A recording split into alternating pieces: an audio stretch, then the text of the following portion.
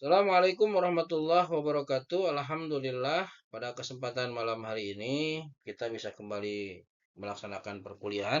Insya Allah kita akan melanjutkan perkuliahan kita dengan mata kuliah Statistik Pendidikan. Semoga rekan-rekan mahasiswa semua senantiasa diberikan kemudahan dan bisa memahami setiap materi yang disampaikan oleh kami, ya. Walaupun memang disampaikan melalui video, tidak mengurangi semangat dan minat rekan-rekan mahasiswa untuk menyimak video ini. Baik, mari kita mulai. Selamat menyimak video pertemuan ketiga mata kuliah Statistik Pendidikan.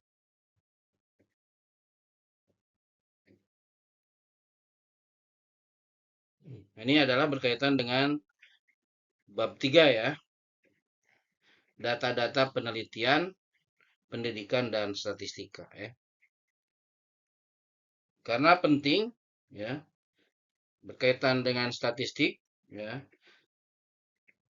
Salah satu instrumen yang paling penting adalah data ya. Kita masuk kepada pembahasan tentang data-data penelitian ya. Yang pertama, data itu adalah sejumlah informasi yang dapat memberikan gambaran tentang suatu keadaan baik berupa angka-angka maupun yang berbentuk kategori seperti tinggi, rendah dan sebagainya. Nah, itu data ya. Data itu berarti informasi ya yang dapat memberikan gambaran tentang sesuatu. Informasinya apa saja? Ya apa saja, bisa berupa angka ya atau bisa berupa eh, bentuk ya, ukuran, tinggi, rendah ya dan lain sebagainya. Ini penting bagi seorang peneliti karena seorang peneliti pasti membutuhkan data untuk dijadikan landasan yang objektif ya dalam membuat sebuah keputusan ya berkaitan dengan penelitian yang dilakukannya. Ya, untuk apa? Untuk menarik kesimpulan dari penelitiannya ya. Atau data bisa disebut juga sebagai catatan peneliti, yaitu data ya. Baik yang berupa fakta ataupun berupa angka. Nah, ini menurut Suharsemi Ari Kunto ya. Data itu adalah pencatatan peneliti baik yang berupa fakta kualitatif berarti ya maupun berupa angka. Nah, itu pengertian data ya. Ada beberapa persyaratan untuk menjadi data yang baik. Karena dalam melakukan penelitian ya, tentunya kita yang bergelut di bidang pendidikan ini harus menggunakan data-data yang baik ya. Nah, apa saja syarat-syarat data yang baik itu? Data yang baik itu yang pertama itu harus objektif ya. Data itu harus objektif. Apa itu data objektif? Jadi data objektif itu adalah data yang diperoleh dari hasil penelitian. Ya. Yang harus menggambarkan keadaan sebenarnya. Ya. Atau sesuai dengan keadaan yang sebenarnya. Jadi data itu harus objektif. Tidak boleh bohong. Tidak boleh tidak sesuai dengan fakta. Ya. Data yang diperoleh itu harus menggambarkan keadaan yang sebenarnya, itu objektif ya. Jadi jelas objeknya ya. Itu yang pertama ya. Data harus objektif ya. Yang pertama, data harus objektif. Ini penting ya, kenapa? Karena ketika data itu objektif, akurat ya, laporan yang akan dihasilkan juga akan sesuai dengan data yang ada ya.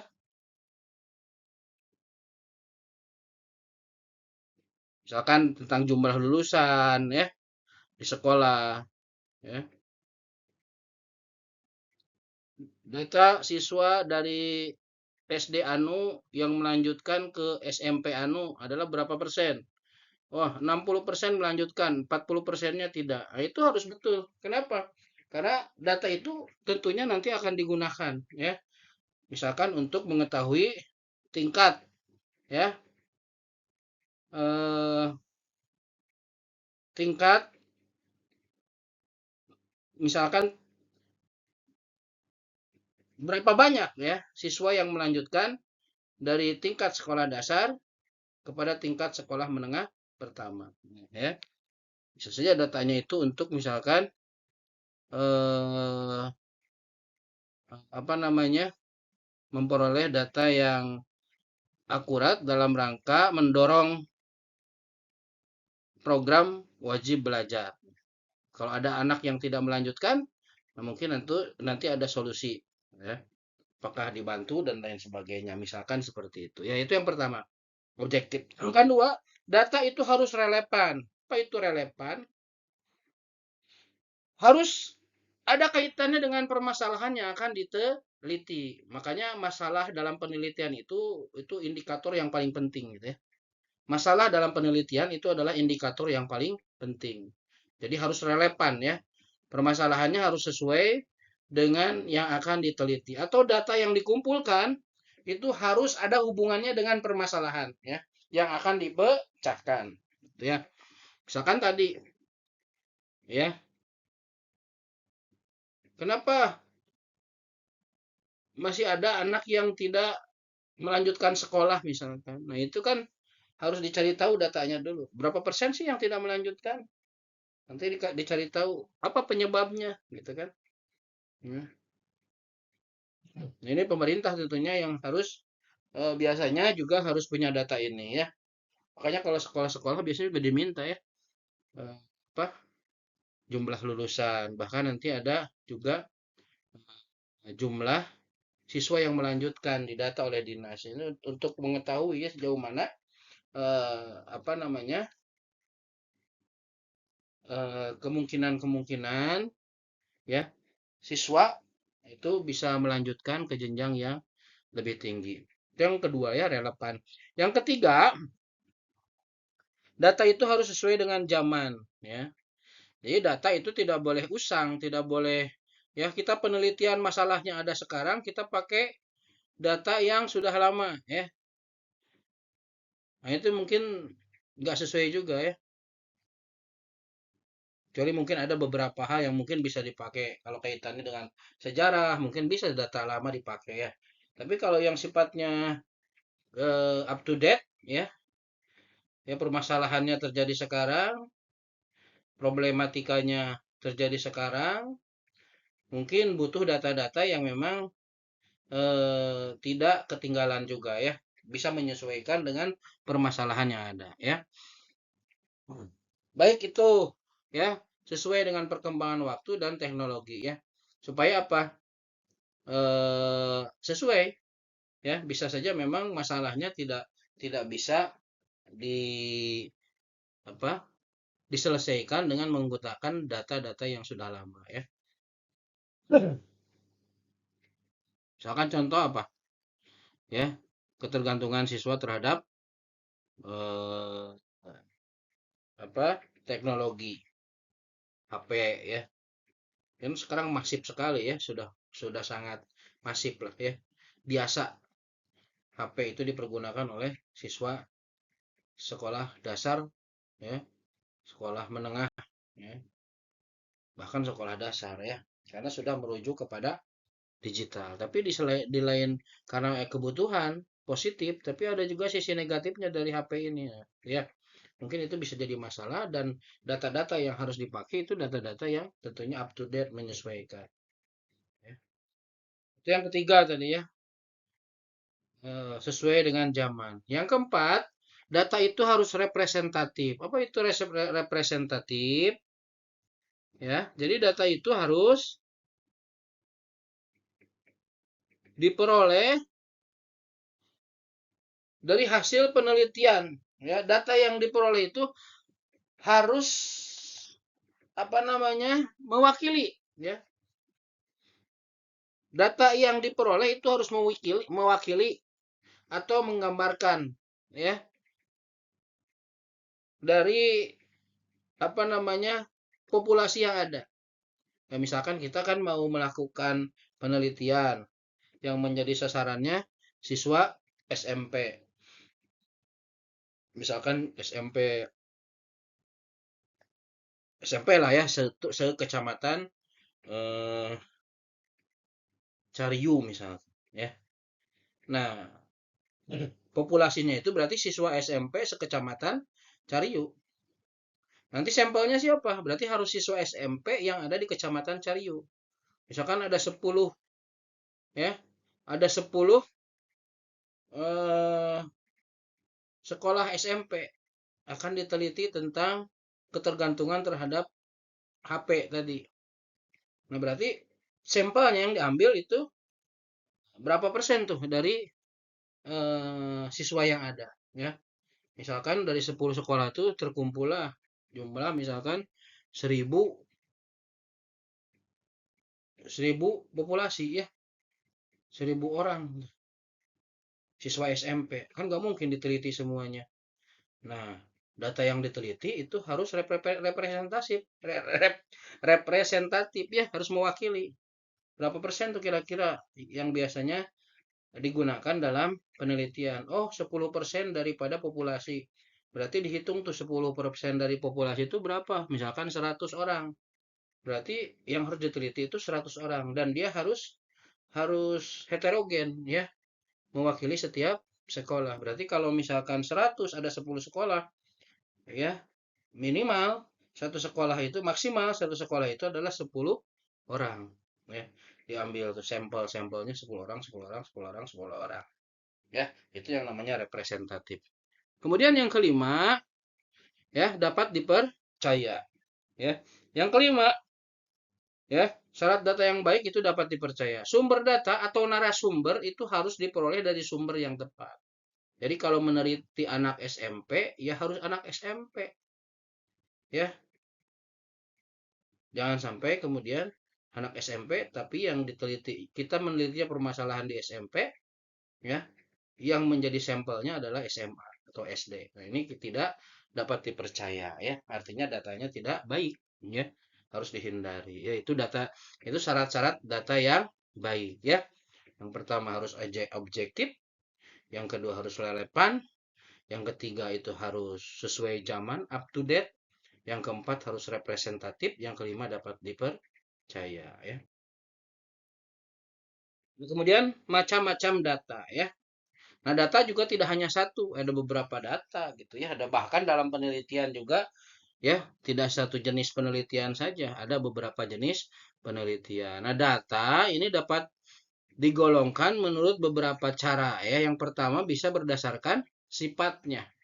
Nah, berdasarkan sifatnya, data itu dibagi menjadi dua. Yang pertama ada data kualitatif. Nah, data kualitatif ini adalah data yang tidak berbentuk angka, ya, bukan angka. Ya, karena data ini diperoleh bukan dari hasil pengukuran, ya, tes atau pengukuran, tapi data ini ya diperoleh melalui pengumpulan data, ya. Misalkan wawancara, ya. Di data ini jadi berarti kan pertanyaan-pertanyaannya wawancara, ya.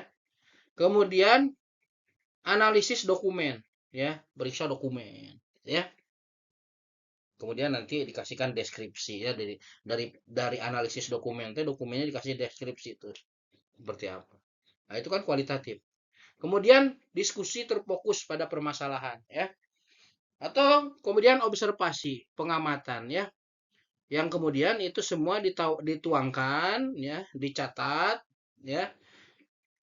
Ketika disebut ketika melakukan observasi ya, yang disebut dengan catatan lapangan atau transkrip ya. Itu yang pertama ya. Data berdasarkan sifatnya adalah data kualitatif ya. Yang kedua data kuantitatif. Nah, kalau kualitatif itu tidak berbentuk angka, atau kuantitatif ini data yang berbentuk angka ya. Data kuantitatif ini dibagi menjadi dua. Ada diskrit, ada data kontinu. Nah, ini udah dibahas di awal ya. Data diskrit itu adalah diperoleh dari hasil menghitung. Ya. Data diskrit ini adalah data yang diperoleh melalui menghitung ya, misalnya jumlah siswa, jumlah karyawan ya, eh, apa jumlah keuntungan usaha itu diskrit ya, diperoleh dari hasil menghitung angka yang muncul ya. Kemudian yang kedua adalah data kontinu. Nah, kalau data kontinu adalah data yang diperoleh dari hasil pengukuran ya, atau data yang diperoleh dari suatu organisasi atau perorangan. Nah, bagaimana mendapatkan datanya? Ya dari hasil pengukuran ya. Misalkan tinggi badan ya, berat badan ya, rata-rata tinggi badan siswa, rata-rata berat badan siswa, itu data kontinu ya. Data yang dihasilkan melalui proses pengukuran ya. Panjang papan ya, jarak antara kota Bogor dengan Bekasi misalkan ya, suhu udara dalam ruangan dan lain sebagainya, itu data-data kontinu. Ada data diskrit, ada data kontinu ya. Dan selanjutnya yang kedua ada juga data menurut cara memperolehnya ya. Ada data yang menurut cara memperolehnya. Bagaimana data itu didapat? Nah, ini yang pertama ada data primer.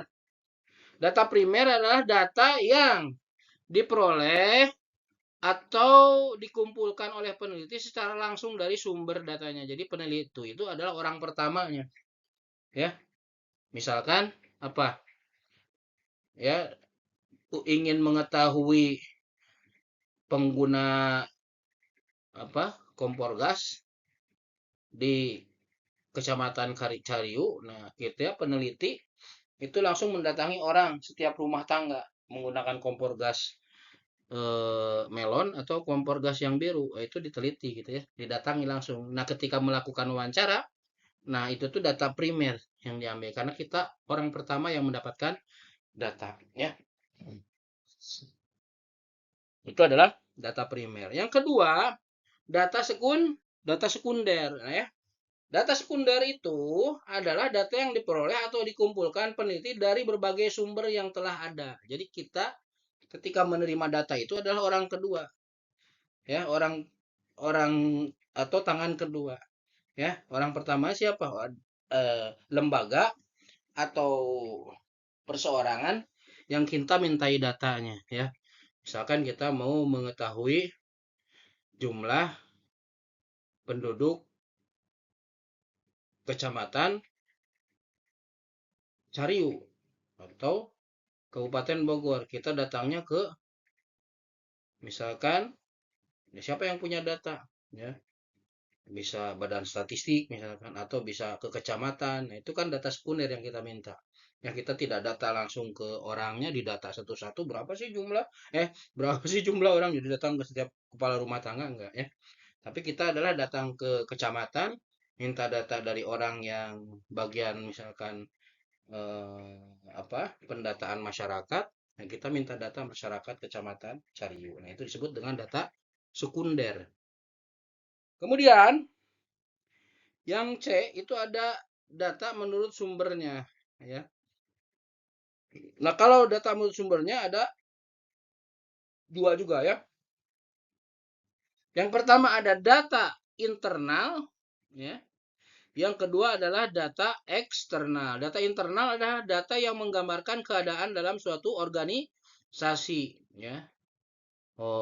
Jumlah siswa, jumlah guru, jumlah ruangan ya, jumlah toilet gitu ya. Data perpustakaan, data lab IPA, lab bahasa, lab komputer gitu ya.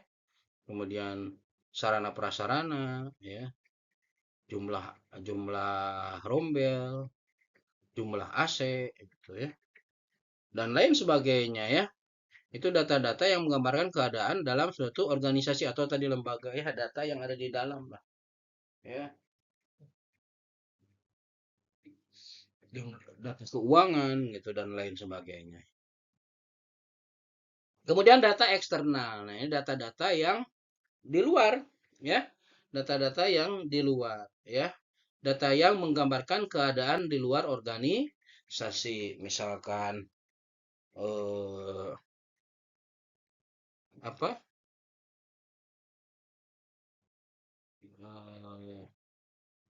Rekanan dalam pembuangan sampah, rekanan dalam pembelian ATK, rekanan dalam pengadaan sarana prasarana itu eksternal, rekanan dalam melakukan pelatihan, rekanan dalam melakukan bimbingan belajar tambahan terhadap siswa, gitu ya, dan lain sebagainya yang berkaitan dengan data-data yang menggambarkan keadaan, ya, di luar organisasi. Kemudian yang keempat ada data menurut cara penyusunannya, ya. Data menurut cara penyusunannya, ya. Nah, ini ada 4, ya. Yang pertama ada yang disebut dengan data nominal. Data nominal itu data statistik yang memuat angka yang tidak mempunyai arti apa-apa, gitu ya. Ini ya, data statistik yang memuat angka yang tidak mempunyai arti apa-apa. Ini ya. Artinya ini hanya jumlah saja ya. Kelas 1, 2, 3 gitu pria jumlahnya ya. Nah, ini hanya data sederhana saja ya. Jenis kelamin. Data nominal ya. Oh, jumlahnya 84. Total wanitanya 34, prianya 50 dan lain sebagainya. Ini data nominal ya. Data statistik yang memuat angka yang tidak mempunyai arti apa-apa. Artinya hanya jadi jumlah saja gitu. Ya. Kemudian ada yang disebut dengan data ordinal. Nah, kalau data ordinal adalah data statistik yang mempunyai daya berjenjang. Tetapi perbedaan antara angka yang satu dan angka yang lainnya tidak konstan atau tidak mempunyai interval tetap. Nah, ini ordinal itu pemeringkatan lah, ya peringkat. Tapi antara yang 1, 2, 3 itu memiliki perbedaan, ya. Jadi tidak tetap. Jadi ini contohnya ya, misalkan hasil tes matematik dalam suatu kelompok belajar sebagai berikut. Andi nilainya paling tinggi ranking ke-1. Budi ranking kedua. Cica ranking ketiga. Jadi ini maknanya bukan berarti Andi itu 2 kali lipat lebih pintar dari Cica, tidak ya. Jadi tidak memiliki makna itu. Kemudian atau Budi ya atau Andi 1 kali lipat lebih pintar dari Budi, tidak ya. Jadi tidak ada kaitannya dengan kemampuan. Ini hanya diperingkatkan saja ya. Mungkin kemampuannya mah tidak 1 kali lipat atau jadi tidak menentukan itulah ya. Jadi data statistik yang punya data berjenjang ya atau perbedaan antara angka yang satu dan angka yang lainnya tidak konstan, tidak sama gitu ya. Bukan berarti tadi ya, ini tuh intervalnya ya tidak sama ya. Jarak antara ranking 1, ranking 2, ranking 3 itu tidak memaknai bahwa ranking 1 itu 2 kali lipat pintarnya dari ranking 3. Ya, seperti itu. Itu adalah data ordinal, pemeringkatan ya. Kemudian yang ketiga ada data interval. Nah, kalau data interval ini data yang jarak satu dan lainnya sama. Ini interval. Jadi, ya, interval. Tapi tidak mulai dari 0 gitu ya. Jadi data yang jarak satu dan lainnya ini sama dan telah ditetapkan sebelumnya ya. Ini contohnya seperti ini penskoran gini ya. Skor 1 jawaban sangat tidak setuju. Skor 2 jawaban tidak setuju. Skor 3 untuk jawaban tidak punya pendapat. Skor 4 untuk jawaban setuju. Skor 5 untuk jawaban sangat setuju ya. Jadi skor 1 sama intervalnya satu lagi ke skor 2. Skor 2 intervalnya satu lagi ke skor 3. Skor 3 intervalnya satu lagi ke skor 4. Skor 4 juga intervalnya satu ke skor 5 ya. Jadi data interval adalah data yang jarak satu dan lainnya itu sama dan telah ditetapkan ya. Nah, yang keempat ada yang disebut dengan data rasio ya, adalah jenis data yang mempunyai tingkatan tertinggi. Nah, kalau ini rasio ya. Dan dimulai datanya mempunyai nilai yang sama. Datanya dimulai dari 0 mutlak ya. Misalkan hasil pengukuran panjang, tinggi, dan berat ya. Panjang suatu benda yang dinyatakan dalam ukuran meter adalah data rasio. Jadi kalau panjang ya yang ukurannya meter, mau panjang mau tinggi badan manusia itu pasti disebut dengan rasio ya. Semuanya dimulai dari 0 ya. Benda yang panjangnya 1 meter atau benda yang tingginya 1 meter pasti berbeda dengan ya dengan benda yang panjangnya 2 meter. Pasti beda ya karena semua dari 0 terus panjangnya pasti beda sama ya. Eh, orang yang tingginya 2 meter itu akan berbeda dengan orang yang tingginya 1 meter ya. Itu adalah sifat data nominal ya. Jadi kategori benda berukuran 1 meter dan 2 meter itu pasti berbeda. Nah, itu yang disebut dengan data nominal atau data rasio ya.